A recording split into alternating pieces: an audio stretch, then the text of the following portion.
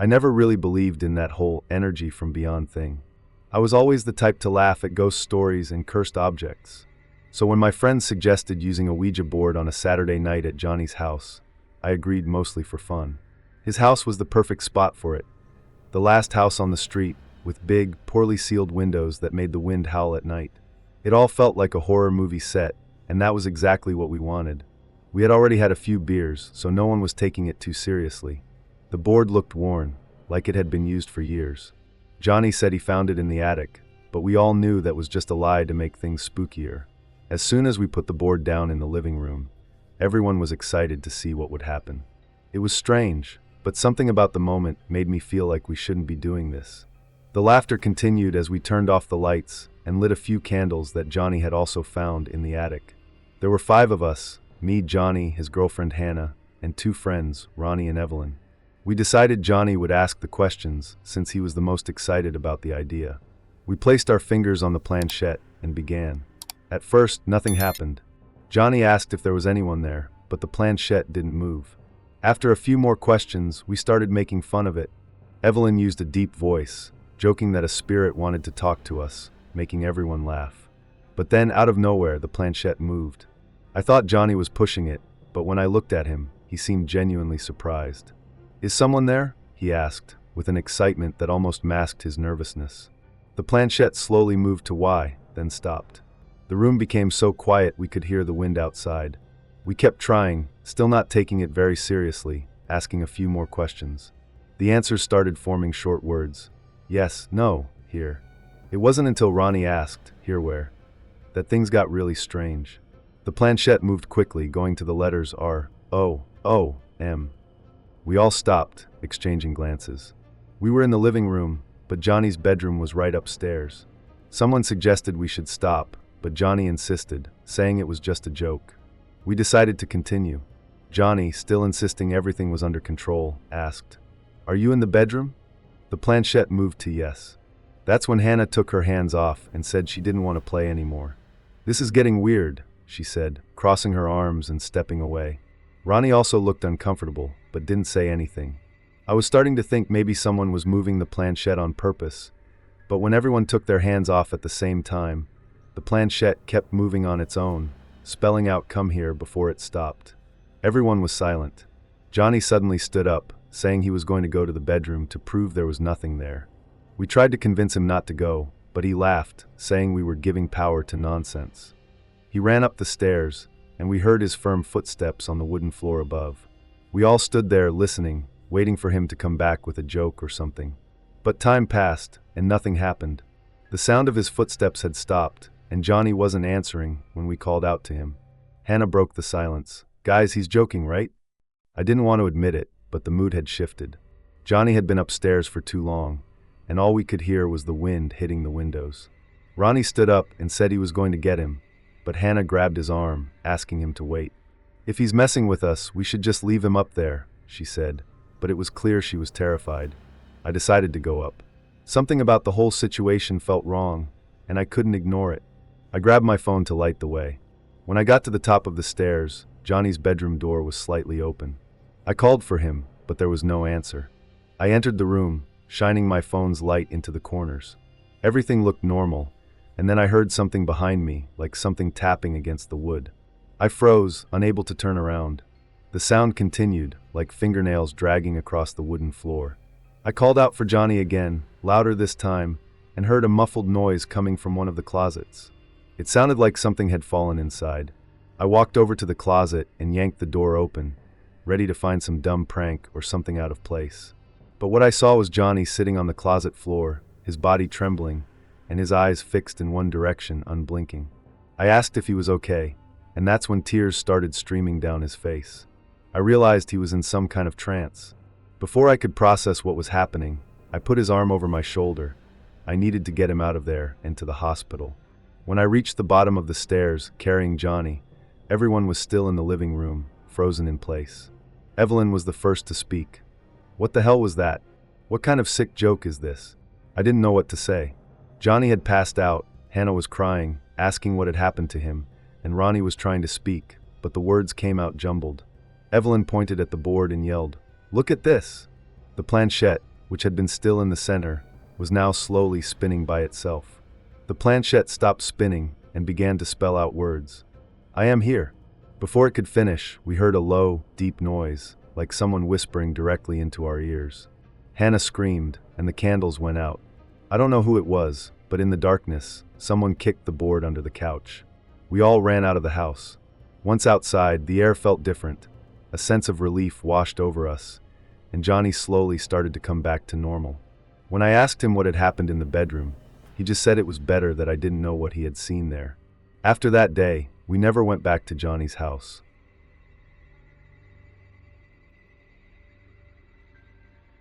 It was supposed to be just a quiet night.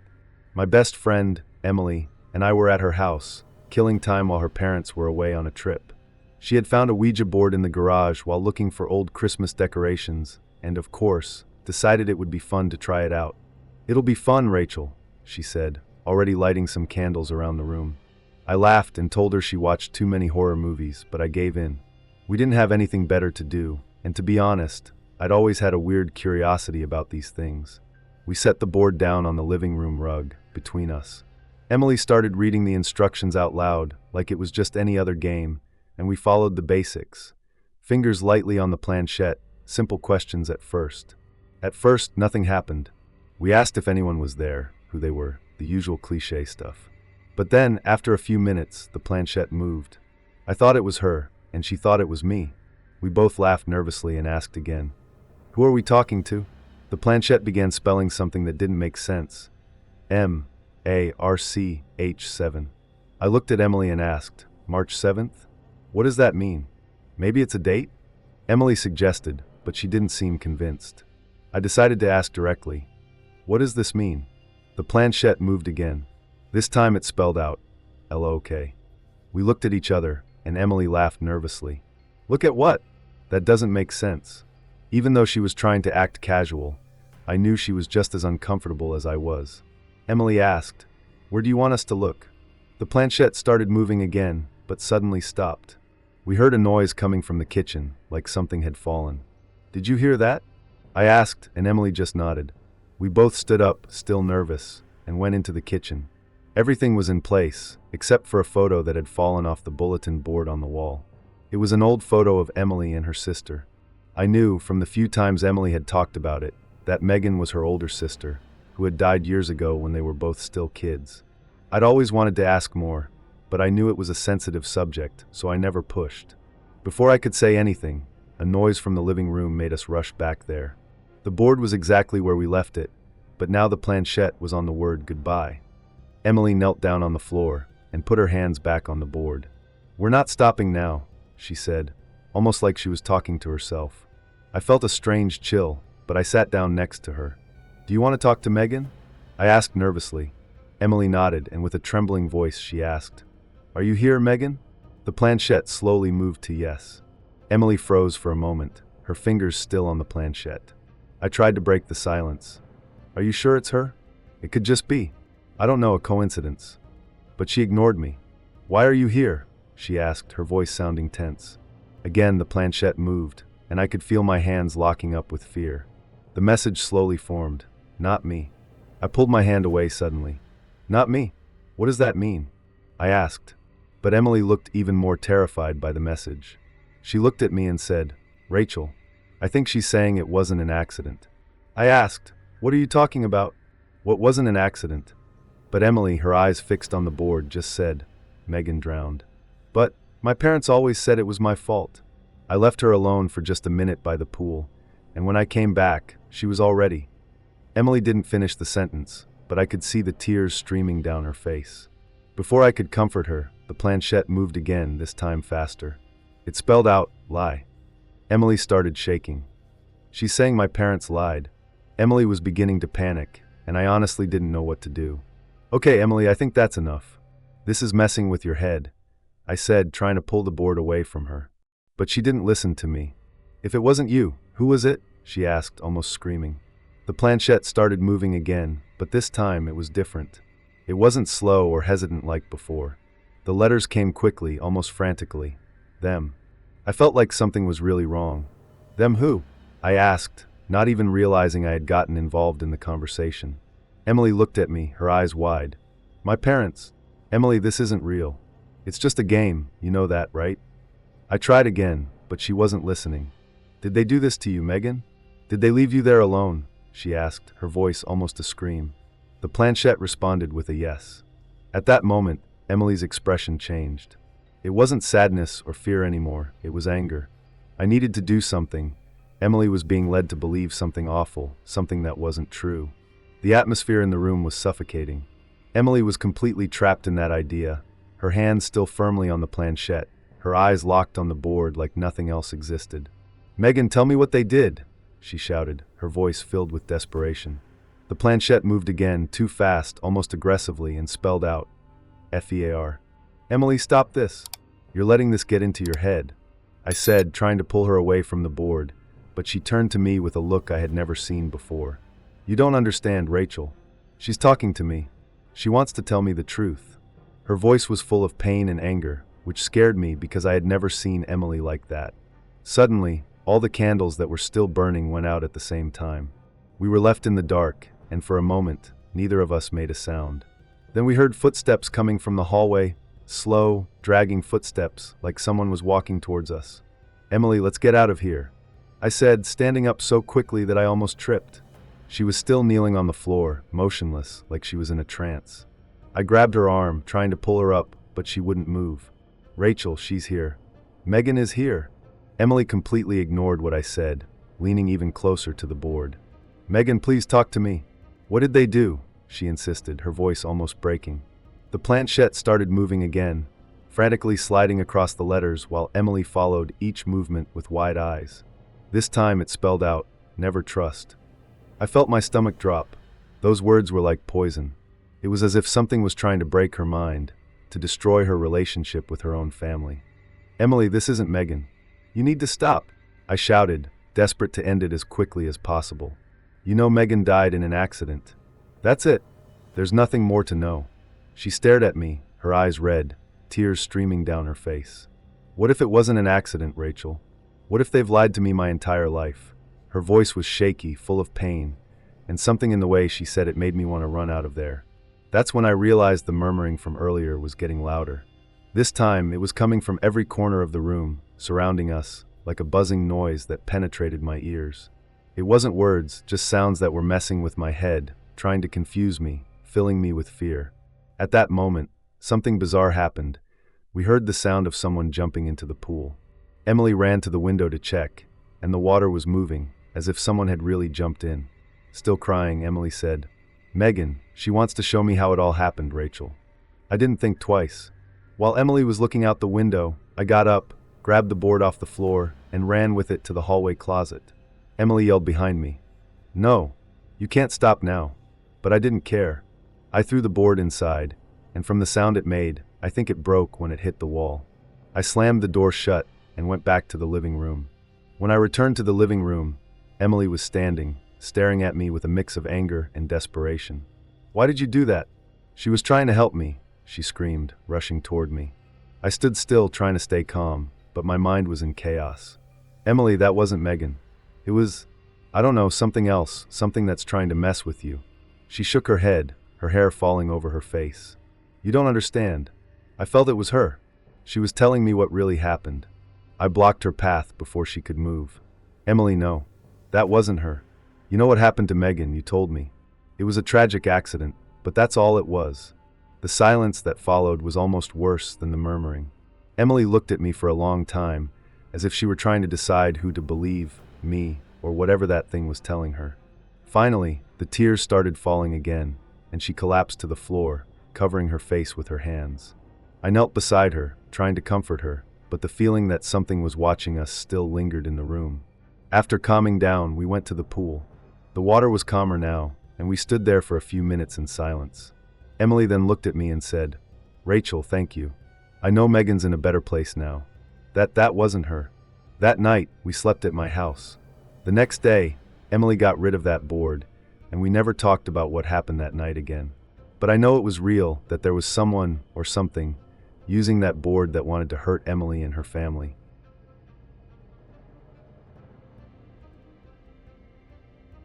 At first, it seemed like an amazing idea. A weekend getaway, camping with my friends in the middle of an isolated forest. The group was excited, me, Nick, Sarah, Lucas, and Jason. We'd known each other for years, and this was the first time we were doing something like this together. Nick had always been the most enthusiastic about these kinds of trips, and he organized everything. "It's gonna be epic," he said, tossing a Ouija board into his backpack before we left, just to add a little horror to our night. We laughed, thinking it was just another one of his jokes. When we arrived, everything seemed perfect. We picked a spot near a stream, set up the tents, and before it got dark, we already had a campfire going. But as the night went on, the atmosphere started to change. Nick couldn't stop talking about the Ouija board, telling scary stories about people who played the game and the strange things that happened to them. At the end of each story, he laughed and said it was just a game. Nick suggested we use the Ouija board on the first night. Sarah, who was always more superstitious, hesitated, but Lucas and Jason laughed it off, saying it was just a joke. I wasn't sure, but I decided to go along with it. It was just a game, after all. We sat in a circle, with the Ouija board in the middle. The mood felt more tense than before, but no one wanted to admit they were scared. In a way, Nick's stories had freaked everyone out. I wasn't comfortable anymore, but I didn't want to be the only one to back out. "Come on, just for fun," Nick said with a mischievous grin, placing his fingers on the planchette. Gradually, the rest of us followed suit, except for Sarah, who was visibly uncomfortable but gave in to the pressure. At first, nothing happened. Nick asked generic questions. "Is anyone here with us? Who are you?" Stuff like that. The planchette stayed still, and soon the tension eased. Lucas started mocking the whole thing, saying the board was a scam and that it was just something from the movies. I was starting to feel more relaxed too, until the planchette began to move. Slowly at first, then more steadily. We all looked at Nick, thinking he was moving it, but he swore it wasn't him. Sarah was pale, barely breathing. "Stop it, Nick," she said, but the planchette kept moving, spelling out the word secret. "What secret?" Jason asked, his voice now a bit more tense. The planchette moved again, faster this time, and stopped on her. The fire cracked suddenly, scaring everyone. Sarah pulled her hands away from the board as if she'd been shocked. "That's it, enough. This isn't funny," she said, standing up. "You're messing with it, Nick." He raised his hands, laughing, but he looked a little too pleased with her reaction. "I swear it's not me." We all laughed awkwardly, but you could feel the mood had shifted. Nick asked another question. "Does Sarah have a big secret?" The planchette moved, spelling out the word past. Still laughing, Nick, clearly enjoying the situation, asked, "What secret are you hiding, Sarah?" he said with a cynical smile. Sarah didn't respond, her face darkened, and she went into her tent. After that, we put the board away, but the discomfort lingered. After we packed the board away, we tried to get back to how things were before, but it was useless. Sarah was upset, and even though Lucas and Jason made jokes, it was clear no one was really at ease. Nick, on the other hand, seemed to be having a great time. He stayed quiet for a while, but it was as if he was savoring the tension. "Oh, come on, guys, you know it's just a game, right?" he said, still with that annoying grin. If someone moved the planchette, it was just for fun. I wanted to believe that, but Sarah's expression bothered me. She stayed distant from the group for the rest of the night, staring into the fire. Lucas and Jason talked about everything except the board, like ignoring what had happened would be enough to forget about it. I tried to join in, but the feeling of discomfort wouldn't leave me. Something felt off, and it wasn't just because of the board. It was the way Nick seemed to be watching us, like he was analyzing every reaction. It was starting to get on my nerves. The night stayed strange. When we finally went to sleep, the sounds of the forest didn't feel as peaceful as I'd expected. In the tent, I couldn't stop thinking about what had happened. Sarah was clearly shaken, and Nick, well, he was enjoying it way too much. I tried to ignore the feeling and close my eyes, but it took hours for me to fall asleep. The next morning, everyone was quieter. Nick was the first to break the silence, as if nothing had happened. "So, did you all sleep well?" he asked casually, but I saw him look directly at Sarah. She just shook her head and went to fetch water from the stream. I was worried, but I thought it was better not to bring it up. Nick kept smiling, like he was in control of the situation. Later, as we were walking along a nearby trail, Lucas mentioned that he had heard footsteps during the night. "I thought it was one of you walking around, but when I went outside, I didn't see anyone." Jason agreed, saying he had heard something too, but figured it was just an animal. I hadn't heard anything, but the idea that someone or something had been walking around the campsite made me uneasy. Sarah was visibly uncomfortable, speaking less and constantly looking over her shoulder. That's when things started to get even weirder. As we walked back to camp, Nick started asking uncomfortable questions. He looked at Sarah and said, "Do you remember that time when we were kids, when you fell out of the tree and cried for hours? Your mom was furious." It was an old memory, but the way he said it felt out of place, like he was trying to poke at an old wound. Sarah visibly tensed up, but didn't respond. "And you, Lucas? That fight you had with Jason, what was that all about again?" Lucas laughed awkwardly, but it was clear the mood was getting heavy again. The atmosphere got much worse after that. Nick kept asking those strange questions, always bringing up things we usually avoided. It was like he knew exactly what to say to make everyone uncomfortable. Sarah, already shaken by the night before, seemed even more disturbed. After what Nick said, she just lowered her head and stayed quiet for the rest of the walk. I started to feel a weight in the air too, but I tried to ignore it, thinking maybe it was just paranoia after everything that had happened with the board. When we got back to the campsite, it was already almost dark again. Jason suggested we light the fire before it got too dark, and for a moment, it felt like things might return to normal. The fire brought a bit of warmth to the tension lingering between us. We talked about random things, carefully avoiding any mention of the Ouija board or what had happened the night before. But I could tell that even when the conversation was light, no one was truly comfortable. Sarah barely looked at Nick, and Lucas was restless, fiddling with his phone even though there was no signal. That's when Nick suddenly said, "Let's do it again, just to get it over with." I turned to him, incredulous. "Are you serious? After last night?" But he just shrugged, with that irritating smile that had already made me suspicious. "Oh, come on, you guys are taking this way too seriously. It was funny last night, but we all know the board doesn't really work. If we do it again, we can put an end to this weird vibe and get a good night's sleep."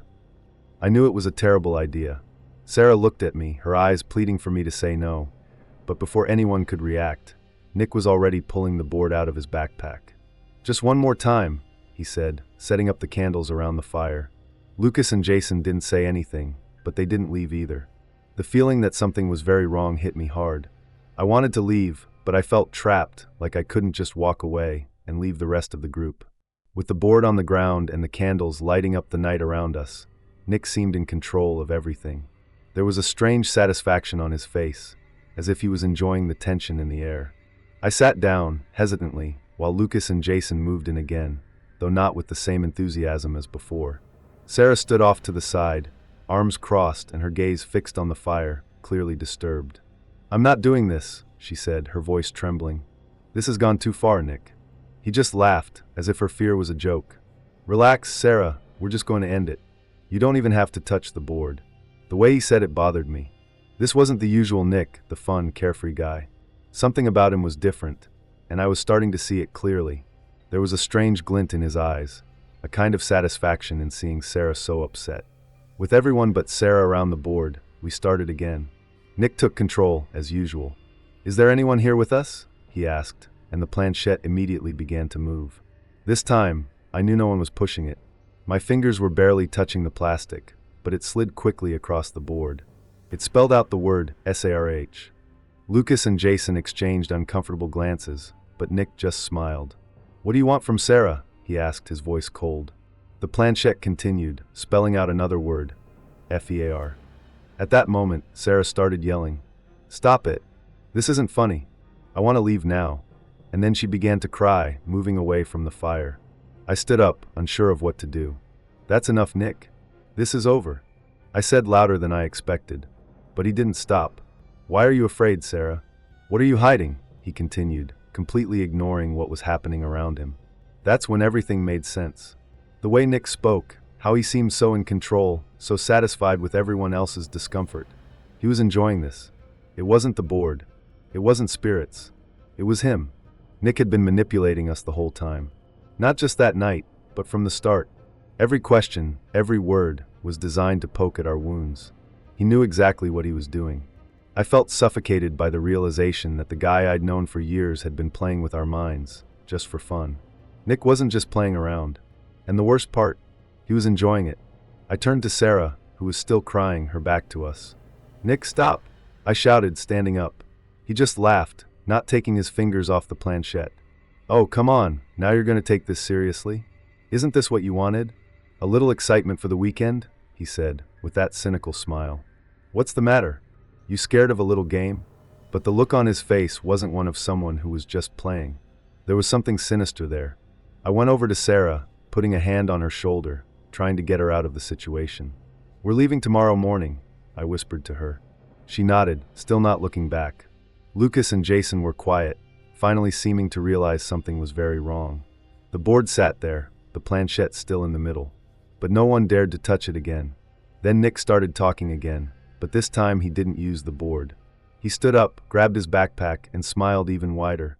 "You know, I always thought you guys needed a little push to see things in a more interesting way," he said, like he was revealing the punchline to a big joke.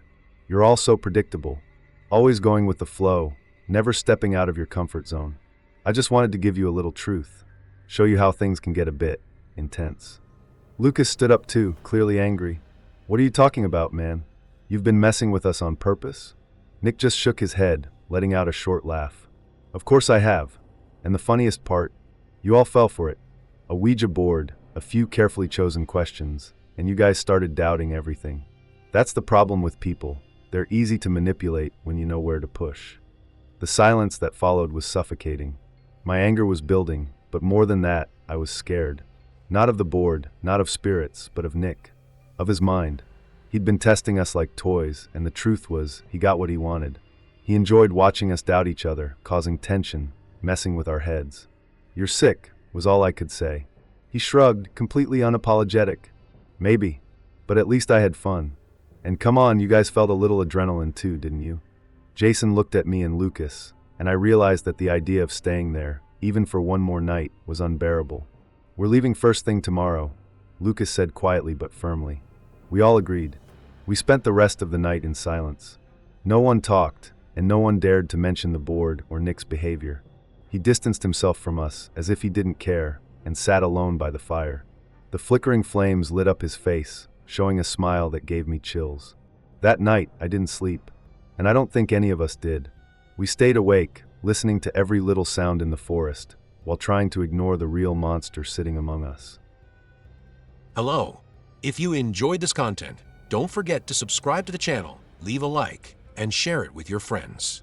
This helps us grow and bring even more new content. Thank you, and see you next time.